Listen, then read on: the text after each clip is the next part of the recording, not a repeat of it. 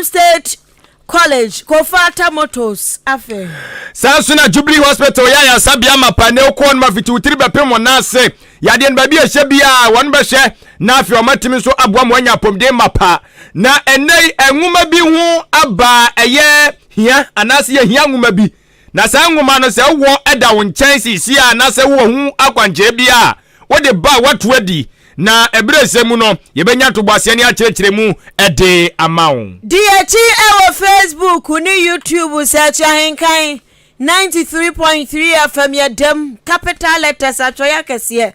hwiegum tise metra wo hwie bi nsagu pantribom hwiegum ya bekenkan ede amawo adwencha kro no afafa SMS 0533898915 0533898915 ode ba ya bekenkan ede amawa kenkan fo ya yatena se ade yadwa enumre ye kofini afia ampofo one mene original adwen pa hene kofi mensa adwene papa na papa endi wanimkai afe Ghana rishimama jiwa suman ensam no emu enkyeremu ensoso enie Ahenkan FM ekwanmu ada wonom na yeshan nsam no ase a Ghana man panyini His Excellency Nana Adodankwa Akufo Addo Akra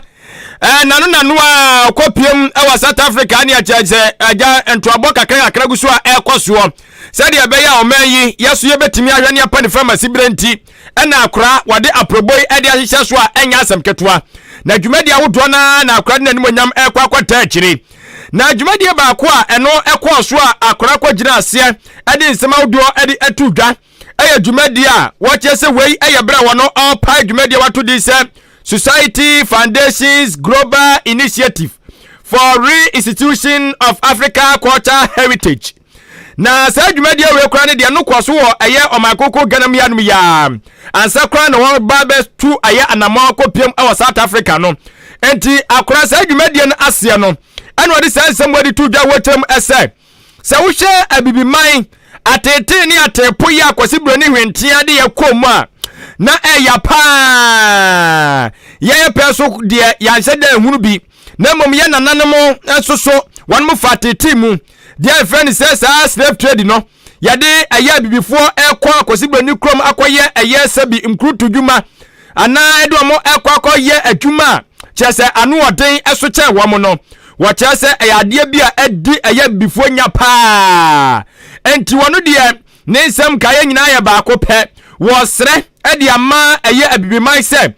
nkebe ye pa dia sa Europe countries no anasa abrofo amaya hodo a omode Ghana fo akoye nkrutu nyuma wo maman so no ekwo no enhwe no wo emwa na wo pempata sika bi emfa emmepata eye abibifo na eno no mo betimi aboa ama sebi mpraduasa ye kra asanso abaye ho esu abiem akra ekirem ese se wo hwe mpata sika wo pra obi beka cho se sika hin na obedie ye pini pankwa wo sika wogi a ede na ade ba baye anu wose an enokre sika de amfa wo ni sika biara abrofo yi ede be ma bifo se wo mo de patayen ewo enkoasoma wo mo de ade hye ekomu no enu de sika bia nu no betimi ensoso ede empo akra bia ye hwere no asanso ede aba anase be pepa yawudi abibifo ewo yemu efa sa ohani atete ni atepo ya wo mo de ekomu ni de na so ogidi ye se so mo yesa nu betimi aboa ama nyonkofa ene afesoso no sabio ohani atete ni yawudi bi no ewo yemu no esu betimi atia ebetimi aboa ye pa wase anu achi soso no abrofo no baaye wo mo fa akote kwa so ni nyansa kwan so ewia ya mamre ni yen hyehye ebinum ede koye achese enei obete kura sisika dwa kofi kura ase yeso wo tam de koye na wo nsem eye bebre eda wono mo entini nyina emu no ana Ghana man panyini esre na sa agya atoa we no wo dai ede atoa eye Africa Heritage Reinstitution Movement wamo ana omudi se adwumadi a ekọ so yi ehihye so a chese odwa to awon mo asu ogidi ye se omude omuka bia ebetimi abam eto monyemo amobo no mo ni abrafo ne nkasa titu European countries na omude before kwankwaso mo no mo nkasa no mo pem pata sika bi emfa me pata ye dodo yakoma na ye nyina ya kramra ye ho so se de be betumi enso aboa ama nneoma atimi akọ eye enkan Ghana man panyin na nado dan kwa kufado na no ensam no ebi eni. The subject of restitutions must go along with the matter of reparation. No amount of money can restore the damage caused by the transatlantic slave trade and its consequences, which have spanned many centuries. But nevertheless, it is now time to revive and intensify the discussions about reparations for Africa. Indeed, the time is long overdue. If reparations can rightfully be paid to victims of the Holocaust, so reparations can be paid to the victims of the slave trade. And even before these discussions on reparations conclude, the entire continent of Africa deserves a formal apology from the European nations involved in the slave trade, the crimes and damage it has caused to the population, psyche, image, and character of Africans the world over. Caribbean community, CARICOM, has unequivocally announced its demand for the payment of reparations. And I would urge us to engage with our kith and kin from the diaspora and form a united front to advance the cause of reparation. Ahenkan FM. Ania witi ye Ghana mampanyine His Excellency Nana Adodankwa Ekufu Addo ena abusuafo nene enso echaguo no. Ania ma yenko eye ani pipia manyokuo ni mu e bia Nana Adodankwa Ekufu Addo atwa ni mfuruma. Na New Patriotic Party amanyokuo ni mowura wono na ehwe enhwehwemu ahodro de amanyokuo no sanso hwe abato nsam Director of Research and Elections de ma NPP amanyokuo no Owura Evans ni mako wono so de ahintasem bi atodwa ya wo kirem semprempren amanyokuo no egura ahoden papa senka wo mu ye nipa anko mega so mu kwagem matwoi omabo pa ya amocha abode chese wanuma aye training no anonom supplement ni bia ma sesi ya kaso ma chinchina atwan na chinchina atwan omaye nyina da no mo ba behwe na 2024 abato no akoyie pepepe toten ediama amanyokuo no Owura Evans ni mako ekireche ni nsem wo baba mu o enwo ka se enkofo bebre no abesebeso ama no kekase o ana Ghana ha kura sesei amamuo no ni sikasam na gensrepe enya kura emfra enti ani 2024 dia de gospel pepe de gosma pepe wo mu be hwia mokoyirawa wose sanse nyada ya enkofo bi na ekeka aka no so emfri ba bia se minority for no wamu de sound obosirem ka sukwam de wamu na yetumi sukwam na de wamu ti ene ensem wo be ha homanisa prankesema ka wo krom ha etwan tron kase ato MPP for so de enya sam ketwa enti wamu amukeka sa asem nyina da no emese wamu ya NDC for no mo nya Ghana for esa se MPP for de ahwepeteta krama hunu se Ghana for gusua wagidie wa manyokuo ni mo anu ntuomu wagidie pasa 2024 abato no kono sana num ya bekinkan wie no Electoral Commission ebe kase eni pipi amanyokuo na adi nkunim wode sansem wanyada adi tudwa ahusiesie a wono maye ama nyame yadoma memenda abatro soronko a womokwa akoto ebrontete ye behuso na enipa edunu yanya nipa num enti sabatro na eba bekoso no eno ho amanebo ene ho enhyehyɛ ya hodro amanyokuo na ye naja wogusua ya woka ho nsɛm na we befa mu Special Delegate Conference ya nyame adoma memenda 26th August 2023 beba so no hasem na mekan na ne kasa ye mu enu osanso de tu dwabiama no ochem se de enti a wo kasa Ghana fo wagidie e wa MPP amanyokuo nim no ni nyina ne tofa bom ne se Ghana fo atiasese COVID-19 Russia ni Ukraine ene wamonto kwai ba buaye machese nioma ankoye ukra na Adodankwa Akufo-Addo ejere no ho papa ene na bedi akire ya adwuma na so Ghana fo atiase se ohaw ni ahokire aba no enye na Adodankwa Akufo-Addo ne ntotoye na emom eye enchanchen ohaw na ba ye no a enti se Ghana fo anya ho ntiase so de abano so gusua ya wo keka niomasi ani ehwe so wo behwe na ne mfonso a waye nyina da wakorete no watimi di agina yi ananta agina yi me agina yi na na ye sa na te enti enya sa na te de wo mo betrenan no papa na ba bi achiachia no wo ma pe ireza bi irezi no ma dra fam kama na timi aboa magidie na asipi asita enu nti wo mo mfa wo mo sanhwe wo damri fam wo mo honju am se kokobe akokọ ana mo to ho nso no mo mba ho pampers ni brazia enu nti no free bonto wo mo ya juma gidigidi se ne be ya gidie a wo MPP amanyokuo no Ghana fo be koso akura mu a no to aso biem ya na wo ba mane achem se afempinu ani adono na abato na MPP amanyokuo ne be kono enya se wo ma no mi o hwe wo mo be kasa wo krom ha papa wo mo be bontoa akese campaign wo mo be bi pa esanse na nado danko akufu ado ye yi se ye ho kire yen ena adwuma ni woni yenye na nado danko akufu ado ye adwuma pa enti adwuma wa ye no mo be bo hu dawro na timi awura Ghana fo ntwo eni wo mzigiza gam na no timi abo ma 2024 abanwa no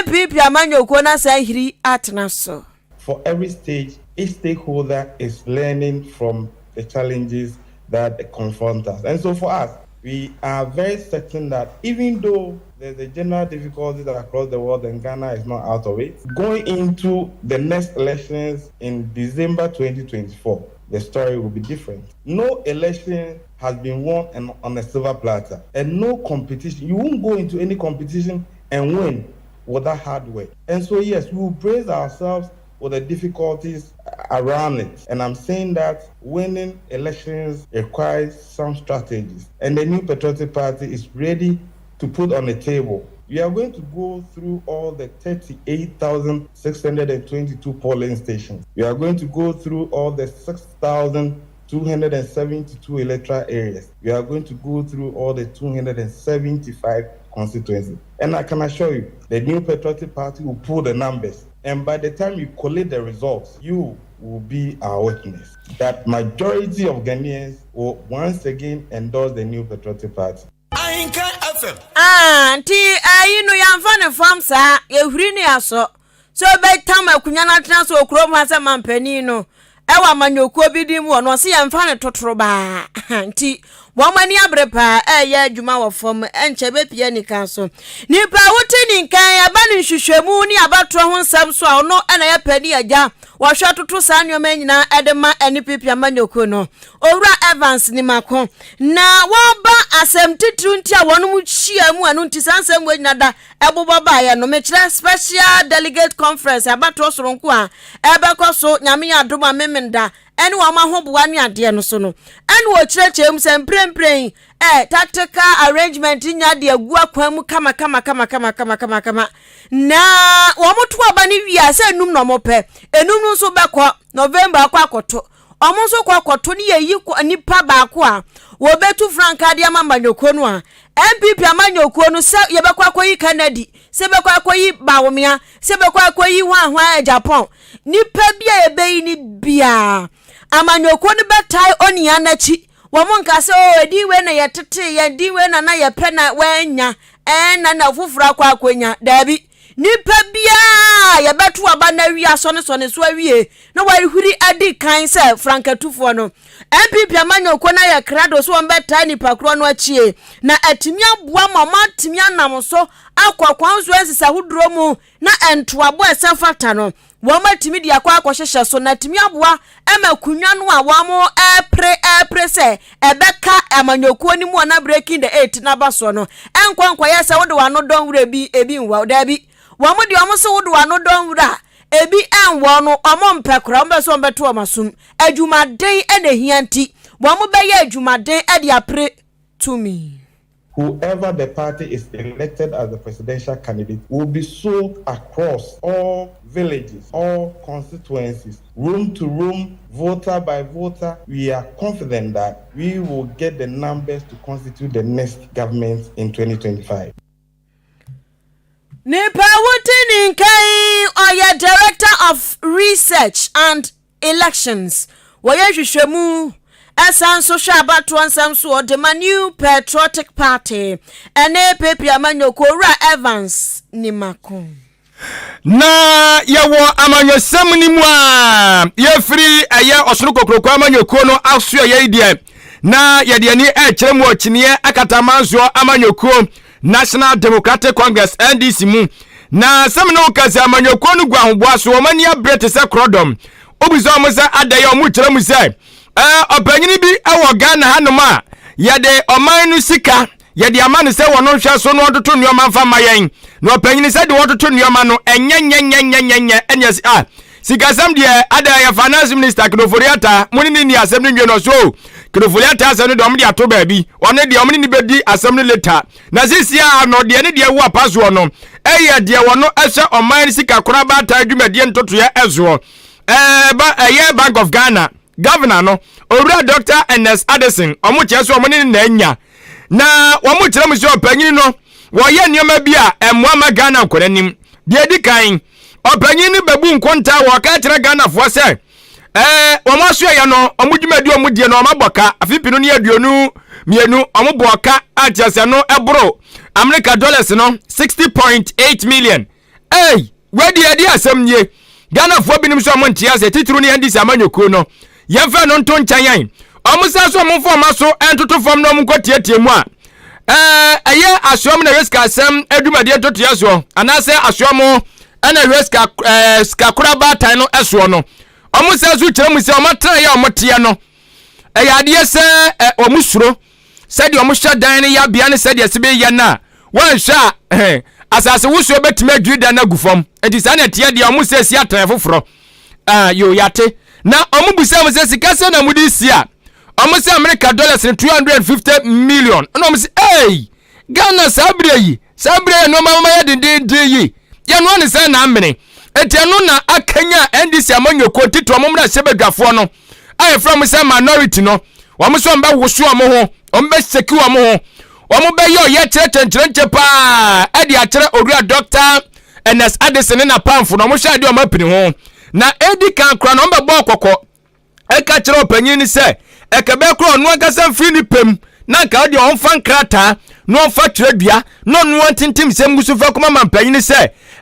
wa na aka che me se me nkohwe omansi kakra batan so bebia no madu no mentumi me gyato asomdwe mu na ka wedi eka brebra mama ne ama na so ma hwe papa ni di na otumieru no mde ma no na otumieru no aso anisa papa no enya na adwe so obekọ enti sa na tie de na oye che ne betumi abaso enti omukosi nkunya form wadwe no womo ekyere mu se Nyankopon ya adoma busuye kwa kwura mu no ye ebobo so me ne de to so eye enum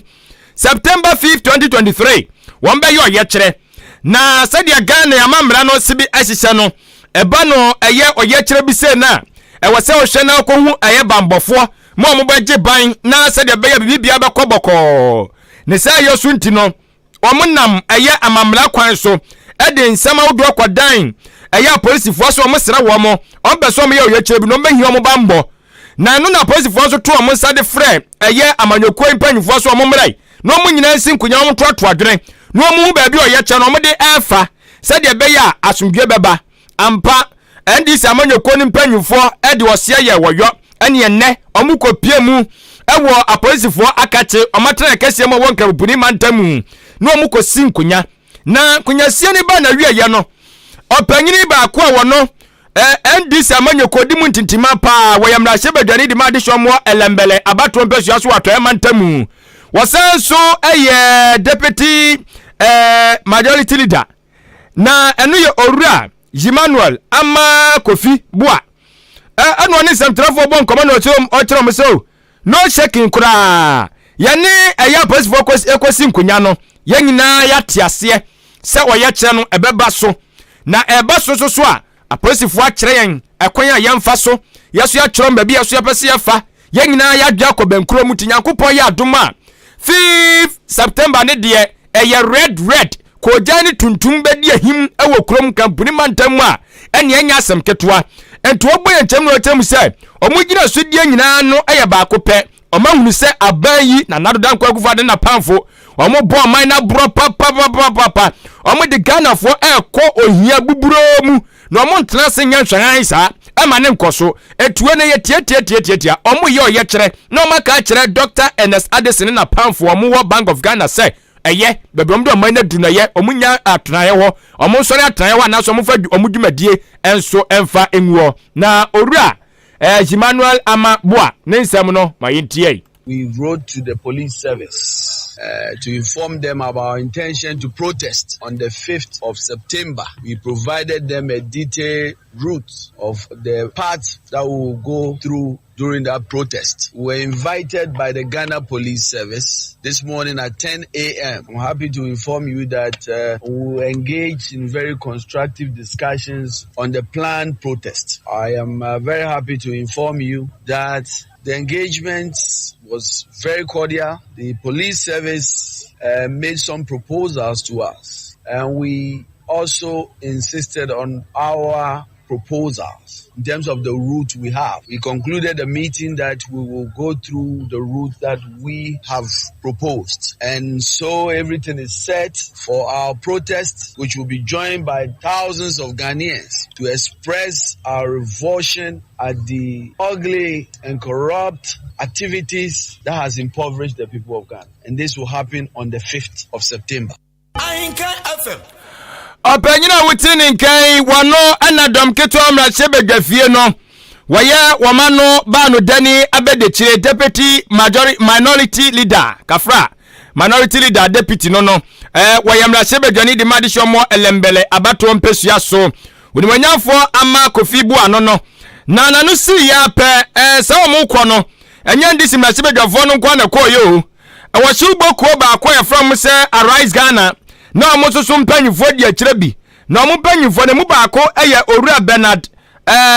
Mona na wono su ko bi wo wie na ono ne so ne nsamtwerefo bonkomo ena oso akire die nti a wono susu edi eye akire hwade mu se oye kire yi ebetimi ensoso aba eye eso.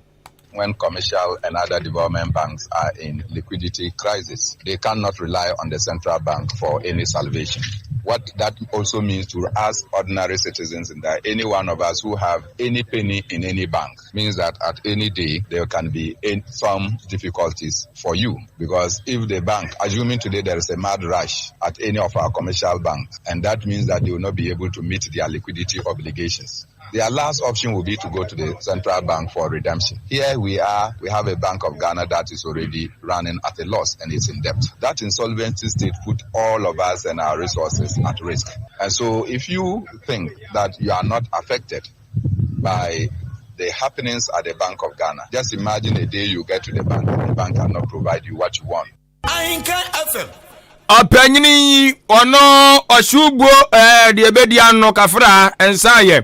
wasi ubokuo baako edi titima wo Michael Ghana mia eye Arise Ghana mama monsori na wono so eye opanyini a odi ekuemu titima pa Owura Bernard Mona no ena ono so ekire ye ne tietie nyina mu ni se Owura Dr. Addison wone na pamfo omommoa Ghana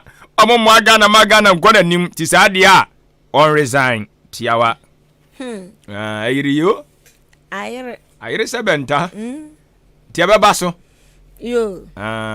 Tia dia wa ha. Ya wa sia ha twa. Na. Nyina obire hu kwa. Ade amu ye fa so bi afi ma. Kenke kwa. Hwi ni kutre yam. Mo be ha mo kwa. Omo mba join na be join. We mo kwa no o se won kwa. Mo ko benefit. We exercise no mo kwa ye. Na za papa ye se bibi suro no. Obi a wono oye kire a ebi si da brako wo mahimu ku brako demo ko bisa history no dey demonstration you na no in the history of Ghana opa sache demonstration ye nyina opa boss oba obenya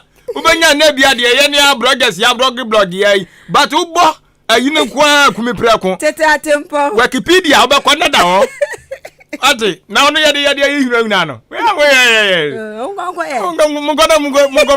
sorry that mo gwana mo bipa ne ayi pa ya ka ho wo de ja mo se o kire yisa mo hye no wa kire wo ho gengen kwa mo ye nyine ye hu am ye de ade ba ansam ngrofo oh that be adi mo yesa na ayede ono papa no nya na adwe so pa mo bia ana ono so ni pa na wodi ade no ono nya na adwe so pa so so ro bia ba ndi mo ha ne sei mo ha ne sei na musun oh mo nya no mani ni odi odi ya zani yadi odi na bukamu a na se kan ya bukamu ta adele etibi bukam na dia ni ade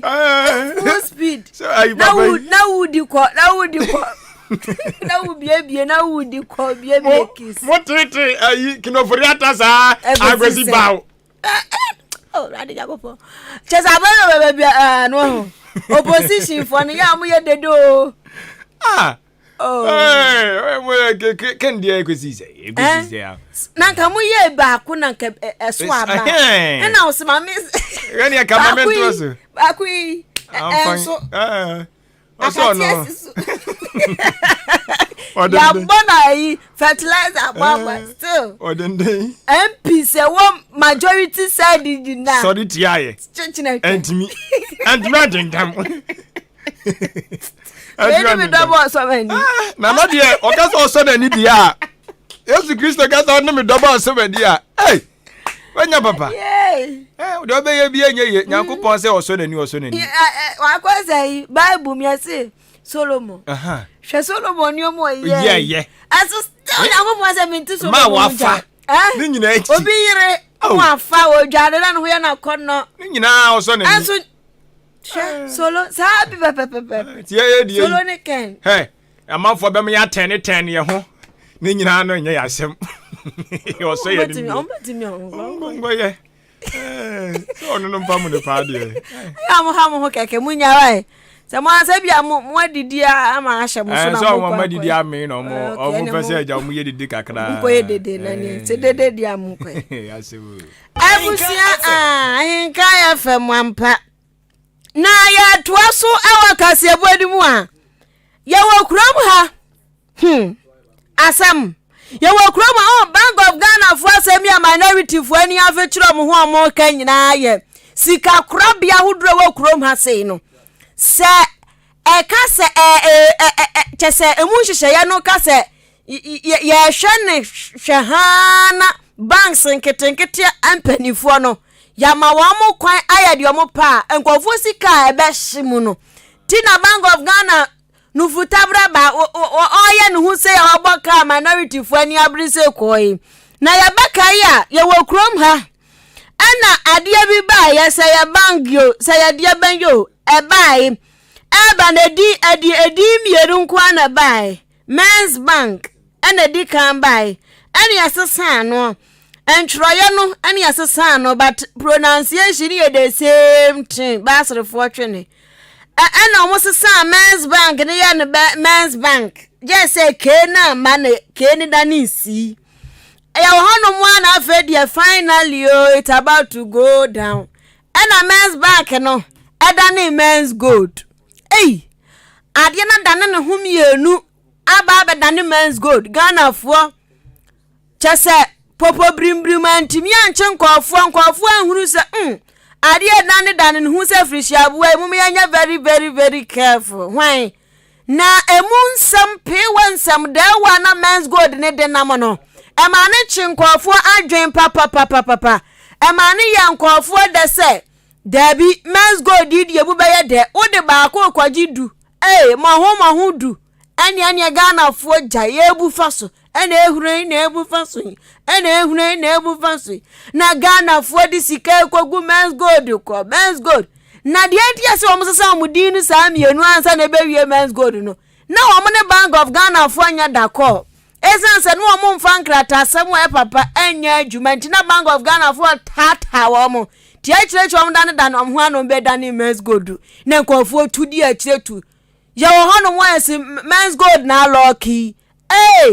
enkofo sika omudi yakohyemu wose ye be mo du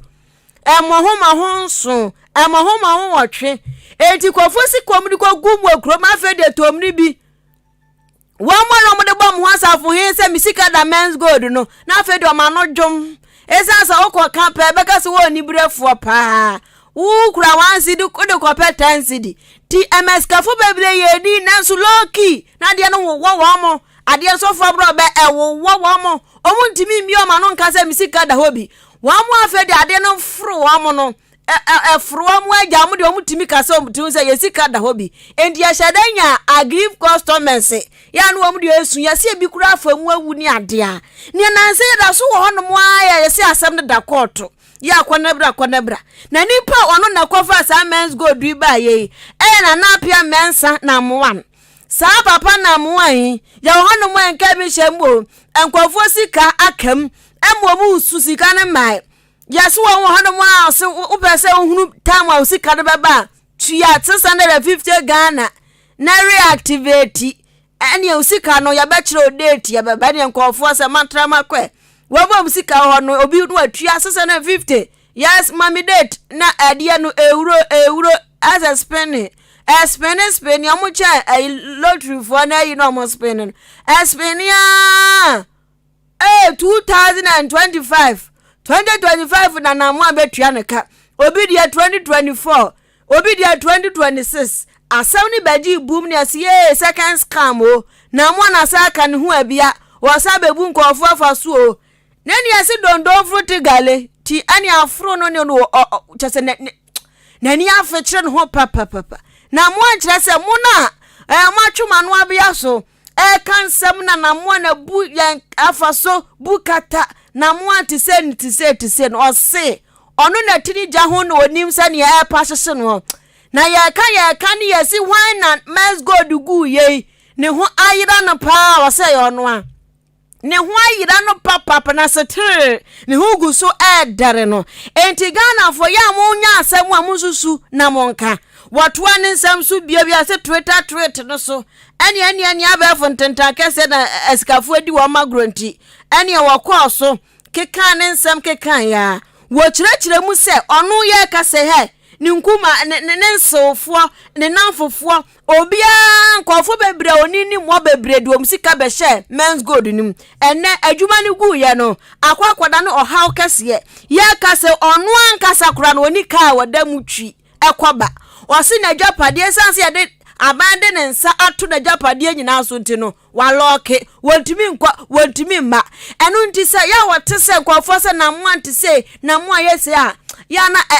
eye no nwanwa pai sanse munni ni susum na kakambu na hye no nke ya ma size 25 na wa hye bia enka behu sade no emu ohyepa. But I need everybody listening and the whole country to know that if there is one person that has lost the most, if you want to crown the biggest loser in this whole thing, I am the one. As we speak right now, technically you can say I do, but by virtue of the fact that it has been attached, I do not own any property in this jurisdiction, not even a car. Number two, I have lost my company, a company that I started building during my university days in the University of Ghana, a company that I forfeited lectures and sometimes exams, end of semester exams for. A company that saw me traveling in and out for years before I formalized it to become Men's Good. I have lost it. When the customers came, the business was already in session. We have made the necessary investment and the business existed. If Men's Good has to crown the biggest loser, I'm the biggest loser. My mom invested, my sisters invested, my wife invested, my in-laws invested, all my friends invested, I invested, I have...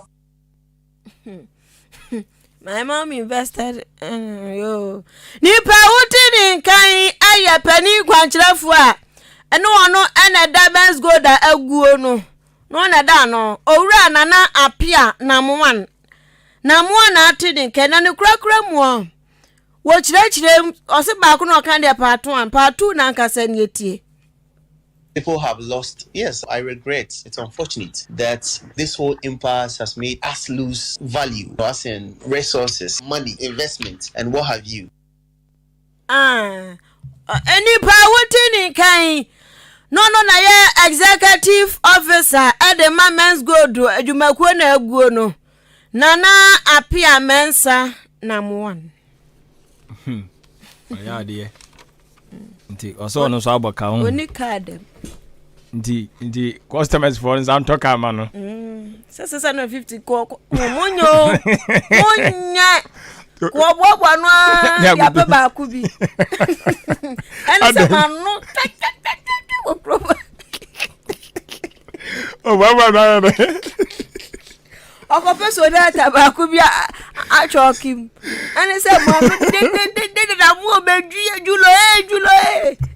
ene ba se mama na gbanke na da kwase dia ye dia so menu na mi kwase dia se dia so bredu ba kado kre zawa ma bibia abono o de fa ne mo hia ne enemies of progress. Jama pay them sir. Enyo. Very good for. No more graphic.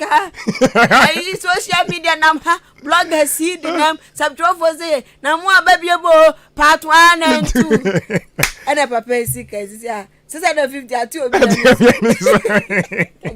One ke be so nata. Was say aban twe no. Na so ye na fam die bia senkaja. Ado na nado. And another COVID-19. No, for Sajan. Hey, oh, was I get a one of Hannah? That's some good. Come up here, them, sir. Ah, day. So, now come about Ukraine. Debbie.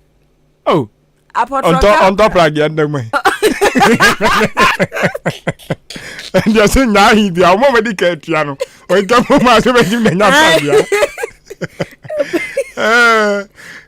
if medical. Oh, but they want to know betim diato. Okay. Na mo avato pragia na dia no. Ye be wo dia na. Ogafo didi a. Ah, mma ne nwene ne ho dia asem grade. Ya ku ya dim. Ahenkan FM. So open mo.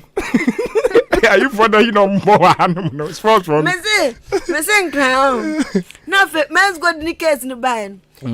Akofo ye dede na me sika me na me omo nyina no di. Omo chechirem say omo de koto ye ni brefo. Afo bia. Enu ntimi nkase o. Obi ntimi nkasa me sika. O me sika ni ho. So bona ni sika. Ko se dem anu osu. Ko se dem mo ntimi na. Ura de. Ba be di nkofo awu sa papa we. Musu adi na. Isi no one thing. Obi adi ma. Ah, obi old school mo. Old school mu si opo ya de ketwa. Na wo gusuwa sise nioma na ade ba be drisa ya. Ma ba be jiriga ni sei muni na wu. Ne ba ne nso mo. Now you be just do once me you mete go.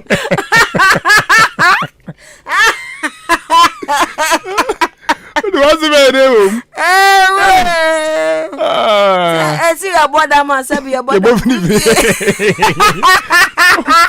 What I said if you wish you have. Ahenkan FM. Hey, and then one thing. What the boss ultimate one. Na wish you have what to. Now my baby for be actual. Me as I make manum gradro. Come on, why are there? Why are there?Empre na. Yeah. Emo yakwa. Abuja ya trazi wa zambu fra enzo emu. Na enwuma suamu ene ade wo ekoyi. Eyade se abayi eguso toto nyoma se de ba enwuma sua betimi akonanim. Na empempi no nkrofo agentete ewo enwuma suamu ehia. Na afio musa so tata aban abam yadwuma nyo ena mewie ne mentime nkosi apon na metifie na enwunsem bebre. Na aban se ompen toto mpere no a de obese wo ye nie se de ba betumi aboa ye nyina na wei uwie eye school nto aso na opekra na se wani da honum pa na sabio wa ye krado se abrabo no obebo a we kwa ho ho nkosi apon esan so benya wo nsa no adwuma dada enti anu sa woni aban ni twaka bia wa betumi atoto nyoma ye bibi kakra na etimi enso aboa amenom akonka dia mawo enti school nto aso no enei watitegichemu ache se wodi bia bekeka ho babadie no ono no gina ne fa wo no mo SHS no trasa no no wo ho ena sisi wodi ensane nyuma dia babeka ho enti school nto aso no ye ensane dwuma school nto aso eno ene ye friend say technical vocational education training TVET no enti eno so wo no ma egbo adwuma ba ko bi so eno so de abafu nyansapo no wunim de mu ena no so obagin enwoma suade afiri eno ye STEM no enti wo TVET ni fa ni mu no ukopie mu ewo eye ahafomantam ni mu a opanyini kwankyerefo wotua ano eye owura asarebedi akon set ye twantua afre ne se ABS opanyini no atu awofo nyina efo ene mmabunu a wamo enso awie eye junior high school na nei omo pa akonya ewo school ntoaso mu no ese obi biara sisi school su no yese anchomefri ase atusu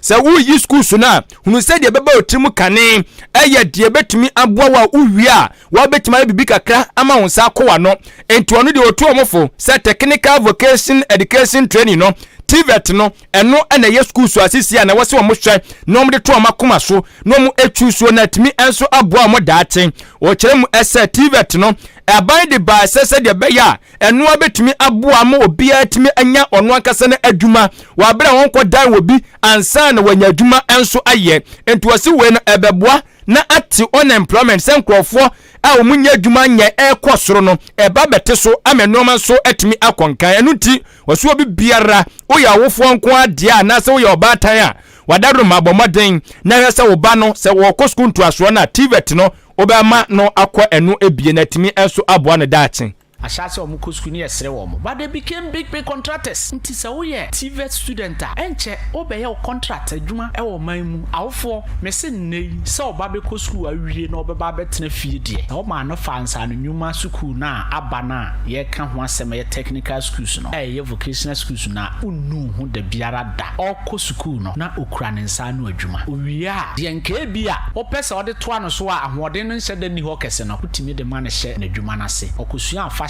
de ohia na afidie baako on chase se wo ye nutritions e odwom wo ye ba chase se wo no nyansete hwehwe na sa adwuma wensu no niema na ye de ba bia timi chase o valanda so ye mesini ana wo ye electrician na unya otusu no kakra se ne gu bag ne bo wachi nyasa wa kire ayonkofo wa ye flyer baako mienu bi se utimi di dwuma die wi utifia na afro home services enne ni bie na ba social media yi wo pa ye wo niema fato social media Facebook pe se wo obetem ni awo ya ne se bia na oma entade ate unya hompo mfa nko tailor for ho anase seamstress for ho na opese weekend na ono oma no ofie no me ba ofie ba bepempa ma fin se obi yes ade we ya enye innovation Ahenkan FM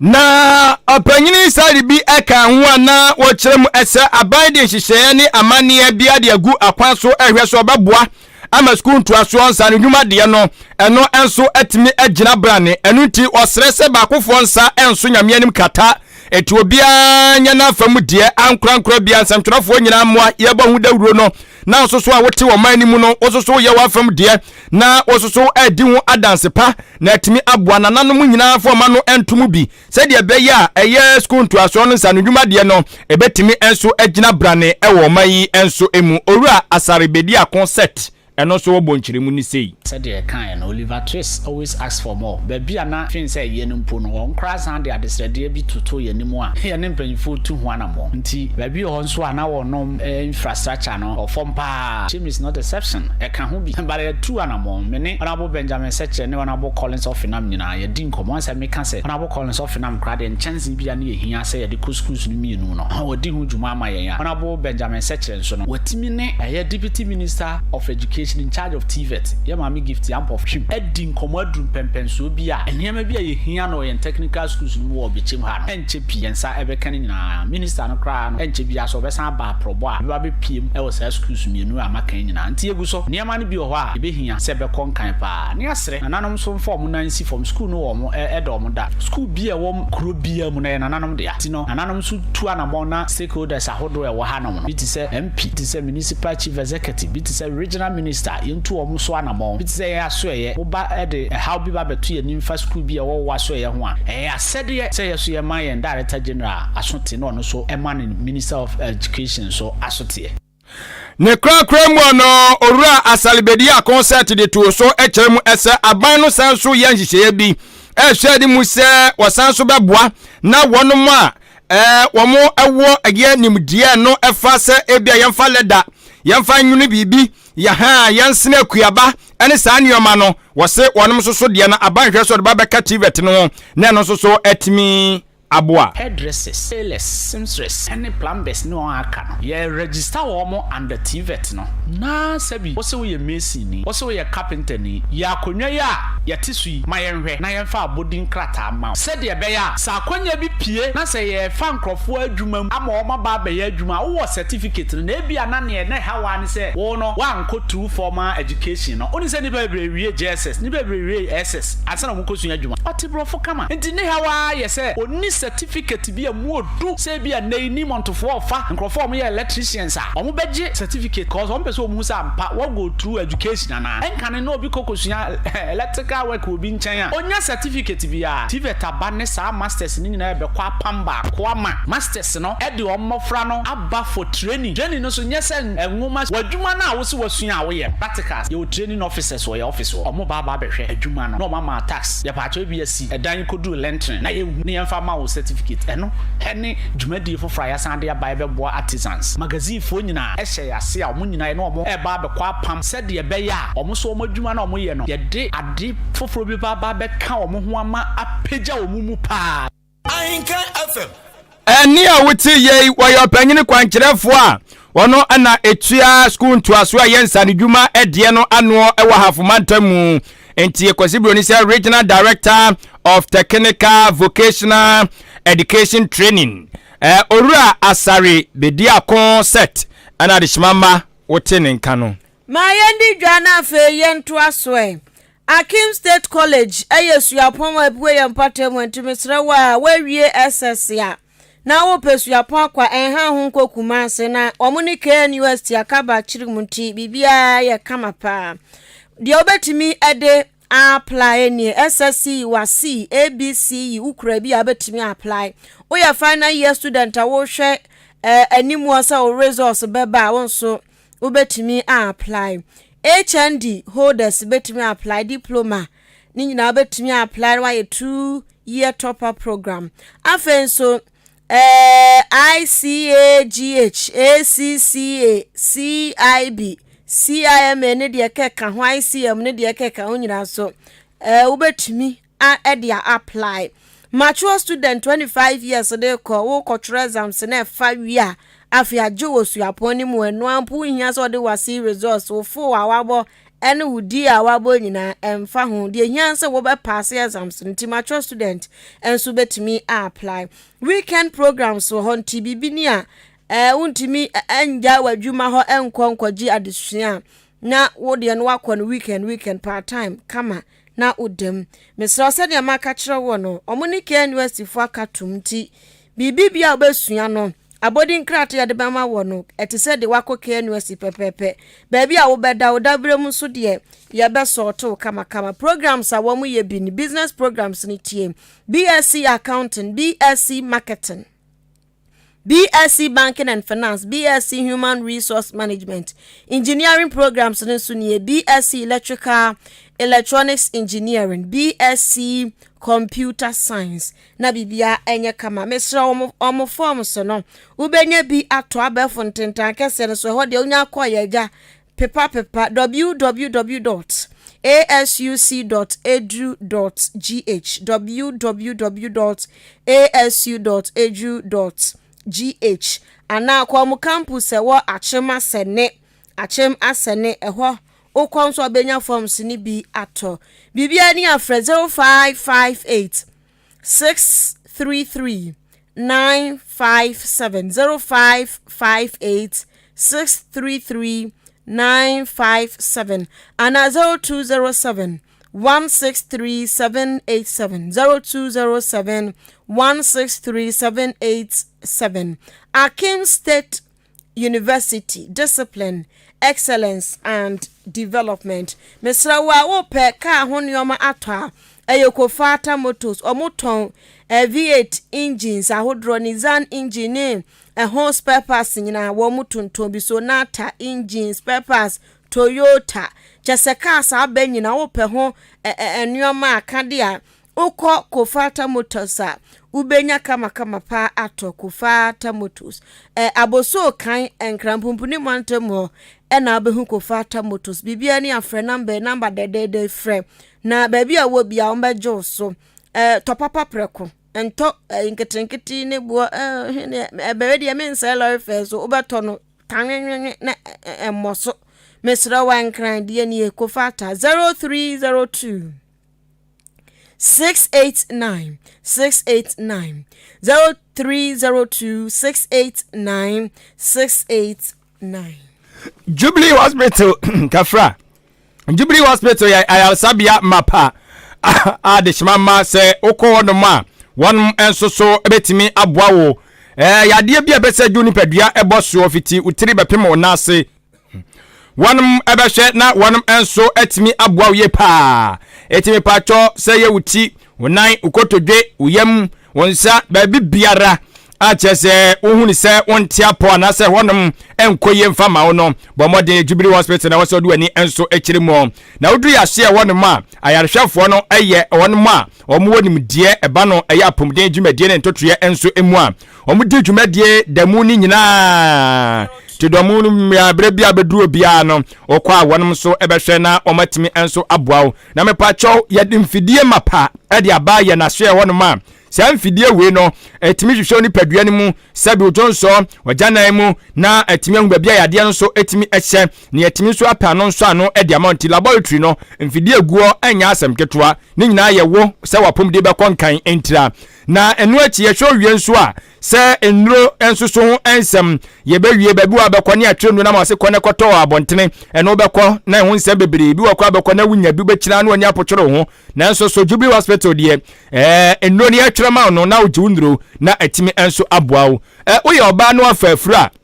me pa cho Jubilee Hospital na wonum so enhwe emonim die ne akwankyere bia bosome nkura kwantuo no emu nsem eye bebre na so sa oni Jubilee Hospital enantepe uni haw wonum behwe no maboawo na afi no wawo mu so no akoboko e de amawo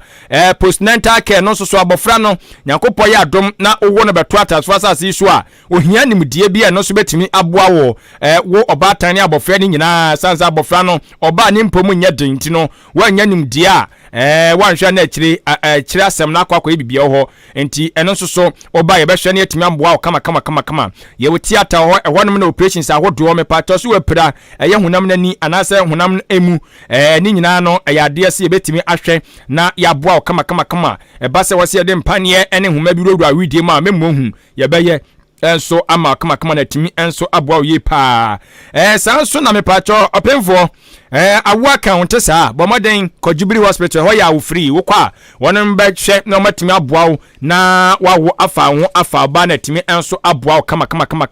eni yade biara me pacho Jubilee Hospital ne yade eko wonem betimi enso aboa yen na yeni no sabio kafra sade wo se hu ade no yetimi ehune sa kama na timi enso aboa ko ba se wo se ma wa hwehweni wa nso a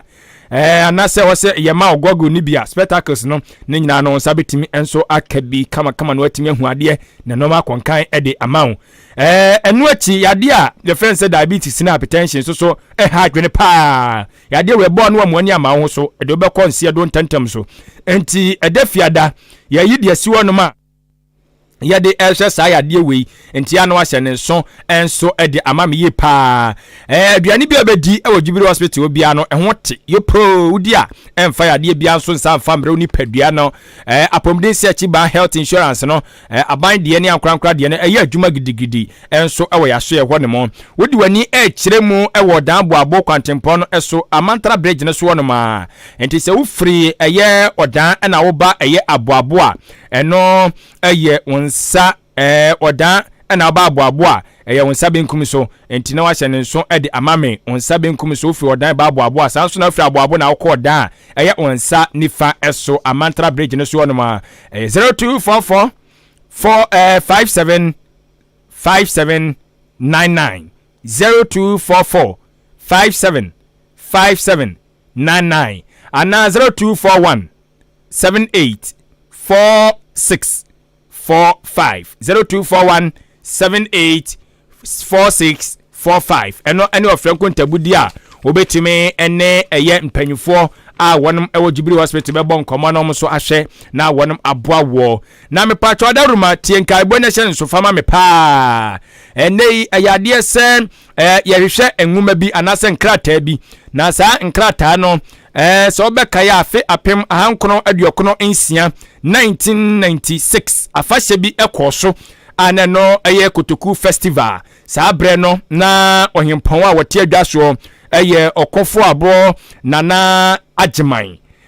ɔkɔfo aboɔ nana agyeman ɔno atefa soso kafra temame mfa ne biem ayefodin de ɛfa ni agro ɔkɔfo aboɔ nana agyeman atefa saa brɛ ɔno na te ɛyɛ akunya kɛseɛ so ɛna odi saa afahyɛ wi na saa nwoma yi ɛho abɛhia paa sɛ obi ɛwɔ hɔnom anaasɛ watom popoye bia bɔ mmɔden atutomirika bra Ahenkan 93.3 FM fiduam ya na afei bɛwi sɛ gu mpanyimfo asum ne yɛntu ho anamɔn anaa bɛfrɛ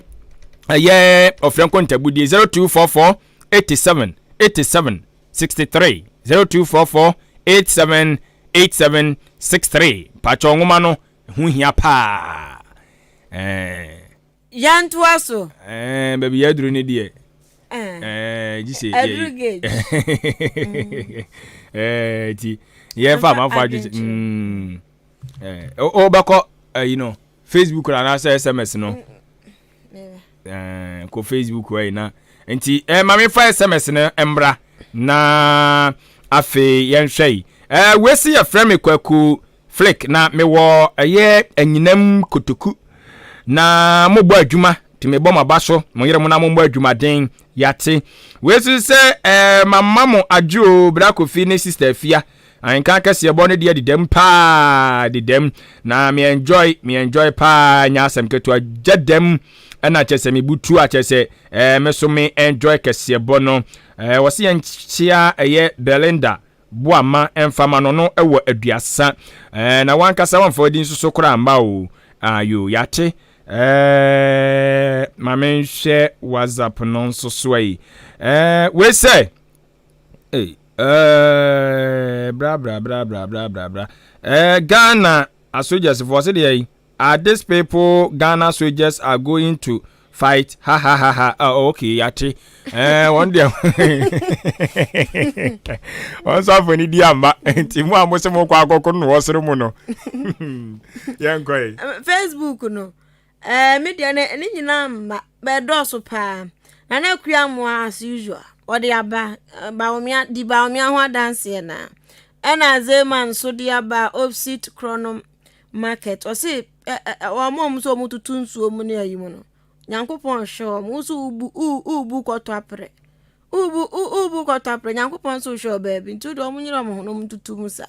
na akua mo abo aten ana enya ono